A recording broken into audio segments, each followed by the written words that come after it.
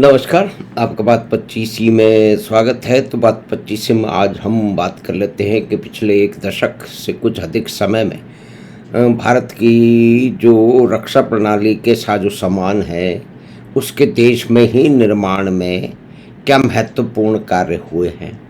और मुख्य बात ये भी है कि हमारे देश की समाजवादी व्यवस्थाओं में, अवधारणाओं में जो निजी क्षेत्र है, उसके सभी कार्यकलापों को डकैती, चोरी वगैरह समझा जाता है। लेकिन असली ऊर्जा जो उद्यमी की ऊर्जा होती है, वो तो वहीं होती है। तो उसका भी लाभ लिया गया है और तभी होते हुए 1,80,000 करोड़ का डिफेंस प्रोडक्शन हो चुका है, जिसमें से करीब 38,000 करोड़ का निर्यात भी हो चुका है और 40,000 करोड़ का जो उत्पादन हुआ है वो निजी क्षेत्र की मदद से हुआ है।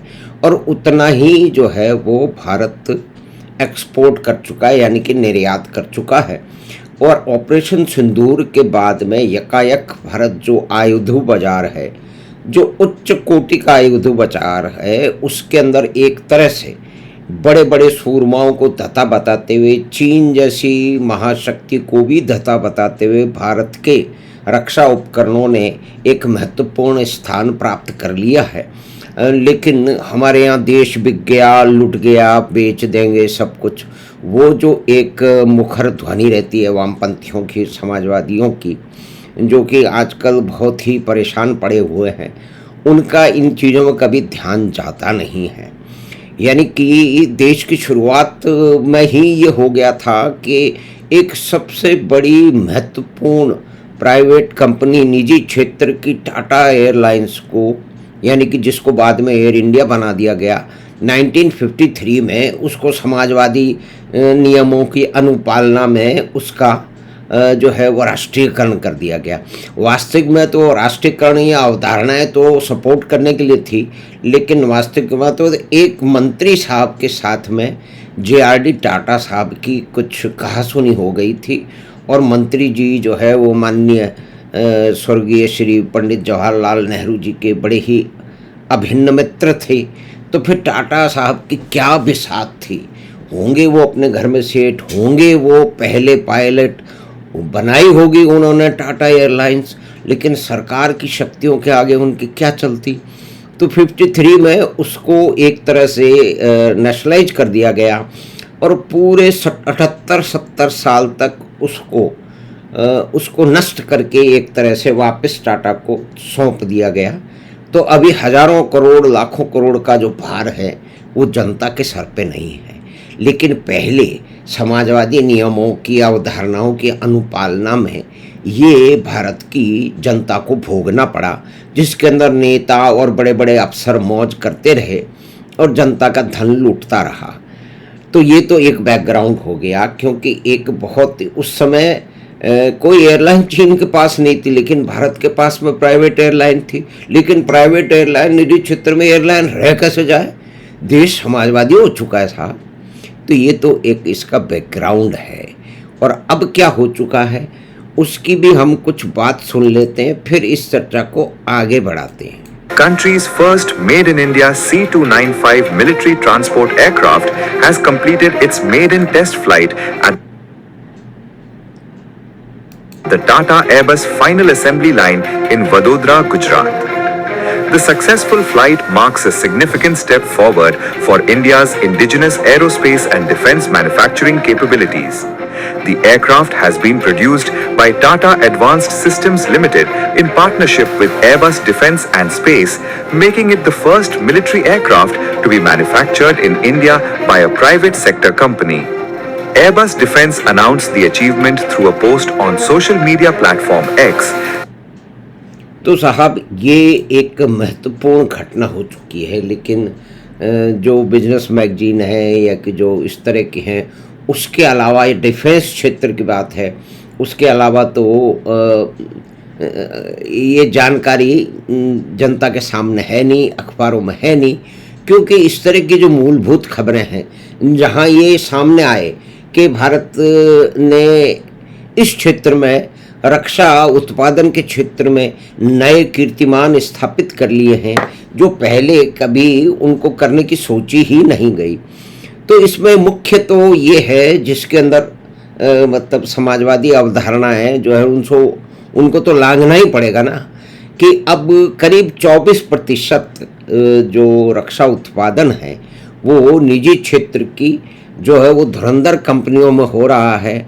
और वो निजी क्षेत्र की धुरंधर कंपनियां टाटा एडवांस सिस्टम्स लिमिटेड है, TASL, जिसने एयरबस C295 का निर्माण किया है वडोदरा में। ये तो एक बात हो गई। उसके बाद में लार्सन एंड ट्यूब्रो यानी कि 5 बड़ी कंपनियों की बात कर लेते हैं कि लार्सन एंड ट्यूब्रो जो है जिसने हैवी इंजीनियरिंग और नेवल फ्लीट है, उसके लिए जो सबमरीन है उसके मैन्युफैक्चरिंग में, उसके निर्माण में एक महत्ता हासिल की है। और उनका जो शिप यार्ड है साउथ में, वहाँ पे ये सब काम हो रहा है। और टैक्टिकल जो आर्टिलरी गन है वो भी बनाई जा रही हैं। इसके बाद में महत्वपूर्ण है बाबा कल्याणी की भारत फोर्ज। अब ये सब नाम शेयर मार्केट के लोगों को तो शायद ध्यान देंगे, लेकिन आमतौर पे ये सामने आते नहीं हैं। कि भारत फौज वो है जिसने सबसे पहले 155 आर्टिलरी गन का निर्माण की आधारशिला रख दी थी। एक इतना बड़ा रिस्क लिया था, जबकि ये उनको मालूम भी नहीं था कि भाई सरकारी क्षेत्र से हमको इसके अंदर अनुमति मिलेगी या नहीं मिलेगी, हमारा सामान खरीदा जाएगा या नहीं खरीदा जाएगा। लेकिन अब वो एक्सपोर्ट मार्केट को कैटर कर रहे हैं और वो जो बोफोर्स है उससे एडवांस गन भारत में ही भारत फोर्ज बना रहा है। अब जो आगने वाला है नाम वो बड़ा कंट्रोवर्शियल है, क्योंकि उसके ऊपर सारे देश के बुद्धिजीवी तथाकथित वो 24 घंटे गाली देना काम करते हैं। वो है अडानी डिफेंस एरोस्पेस। उनका कहना है अडानी साहब को डिफेंस का क्या काम। अरे भाई, इसके अंदर मुख्य ज़रूरत होती है बहुत ही लार्ज फंड की। उसके बाद में ये आप टेक्नोलॉजी तो एक्वायर कर सकते हो, आप निपुण इंजीनियर्स और टेक्निकल एक्सपर्ट को बुला सकते हो, आप डिज़ाइन खरीद सकते हो। अब खरीदना क्यों पड़ रहा है? क्योंकि देखिए साहब, जब देश में कोई काम हुआ ही नहीं, इस तरह का मूलभूत काम हुआ ही नहीं, क्योंकि ये मूलभूत काम देखिए जो त्वरित तरीके से अधिक निपुणता से करते हैं निजी क्षेत्र में, क्योंकि निजी क्षेत्र में तो उसका खुद का धन लगा होता है ना। अब सरकारी जो लोग हैं या सरकारी संस्थान है, HAL है और डिफेंस DRDO है, वो भी अपना काम कर रहे हैं। और उनके बारे में कहा जा रहा था कि इन्हें तो बंद कर दिया जाएगा, ऐसा कुछ नहीं है, बल्कि उनके पास में पहले से अधिक काम है। हाँ, उनकी नीति और दृष्टि और दिशा बदली है, वो पिछले 12 साल में मोदी जी के आने के बाद बदली है। इसमें जो चाहे कोई कुछ भी कहता रहे, ये सत्य तो यही है। तो यानी कि भारत का डिफेंस क्षेत्र और उसको इसकी स्थापना भी पूरे विश्व में हो चुकी है ऑपरेशन सिंदूर के दौरान, कि भारत के रक्षा उपकरणों के लिए एक विशाल बाजार खुल गया है। और ऑपरेशन सिंदूर ने बहुत सारी चीज़ें सिद्ध कर दी हैं कि कितने पाकिस्तान के अड्डों को बिल्कुल कुछ मीटर की गुणवत्ता से निशाना लगा करके उनको नाकारा कर दिया गया और पाकिस्तान के पूरे वायुमंडल पे भारत की जो है ना, भारत की एयरफोर्स और यंत्रों का कंट्रोल हो गया था। तो ये कॉम्बिनेशन ऑपरेशन था जिसके अंदर पुरानी जो देश की जो पब्लिक सेक्टर एंटरप्राइज है वो in collaboration with so many defence, ये बड़े बड़े 5 नाम तो हैं। लेकिन इसके अलावा एक सोलार इंडस्ट्री है जो कि विस्फोटक वगैरह वो बनाती है, उनकी भी ज़रूरत पड़ती है अल्टीमेटली लड़ाई में। तो आप कुछ भी कर लो, अंत में आपको कोई चीज़ नष्ट करनी है तो रॉकेट है, गोला है, बारूद है, तो सोलर, ये 5 बड़ी विशाल कंपनियां हैं जो कि काम कर रही हैं। और इसमें अडानी साहब का नाम आने से तो हमारे देश के बुद्धिजीवी इसमें लग जाएंगे कि अडानी को क्या पता है। भाई, उनको ये मालूम ही नहीं होता चीज़ का कि गोदरेज तो जो है वो ताला बनाते थे। अब ताला क्यों बनाते थे?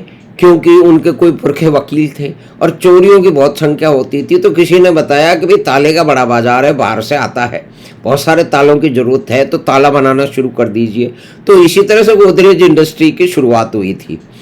और तो इसी तरह से अडानी साहब के पास में डीप पॉकेट है, उनको दुनिया भर के लोग लोन देने को तैयार हैं। तो और वो बड़े इंफ्रास्ट्रक्चर प्रोजेक्ट में वो हिस्सा लेते हैं। विजिंगम का पोर्ट भी उन्होंने बनाया है। भाई विकल्पहीनता की स्थिति में वामपंथी सरकार ने बनाने दिया ना, नहीं तो केरल के वामपंथी कभी किसी जो है ना वो निजी क्षेत्र के व्यापारी को काम दे देंगे? भाई मार्क्स, ये संभव नहीं है, लेकिन ये हो चुका है। तो हमें आशा है एक छोटी सी बातचीत जो भारत की रक्षा उत्पादन के बारे में हमने की कि प्रोडक्शन जो है वो 1,80,000 करोड़ के आसपास पहुंच चुका है। 24% उसके अंदर निजी क्षेत्र की हल्ला हौल बुल्ला कुव्वत उसकी जो है ना वो उसकी भूमिका है, और उतना ही करीब एक्सपोर्ट हो रहा है। और भारत का जो निर्यात है रक्षा उपकरणों का, ये आगे बढ़ता ही जाएगा। और एक इसके अंदर विपुल संभावनाएं एम्प्लॉयमेंट की भी हैं कि महंगाई और वो क्या कहते हैं बेरोजगारी। भाई रोजगार तो वो आरबीआई की उसके हिसाब से बार बार रिपीट करना चाहिए कि 64 करोड़ से अधिक है, मतलब रोजगार की संभावना है। अब इसको जितना भी डिस्काउंट कर लीजिए, लेकिन उतनी तो है, 60 करोड़ के आसपास तो है। और सरकारी क्षेत्र में नौकरियां कुल 2 करोड़, यानी कि अधिकतर लोग निजी क्षेत्र से, चाहे वो खोमचा लगा रहे हों या अडानी अंबानी जैसे बड़े सेठ हों, निजी क्षेत्र से ही अपनी जीविका कमा रहे हैं, खुद काम कर रहे हैं या किसी उद्यमी के साथ काम कर रहे हैं। उसमें टैक्सी ड्राइवर भी है, उसमें खोमचा लगाने वाले भी हैं। कल को कहा जाता था ना कि कोई मालन 5 रुपए की सब्जी का डिजिटल पेमेंट कैसे रहेगी, लेकिन वो संभव हो पाया है। तो हमें आशा है कि बातचीत आपको पसंद आई होगी। तो आप चैनल बात 25 को सब्सक्राइब करें, लिंक अपने मित्रों और परिवार के साथ साझा करें। हम आपसे फिर मिलेंगे बात 25 की अगली बात में। धन्यवाद, नमस्कार।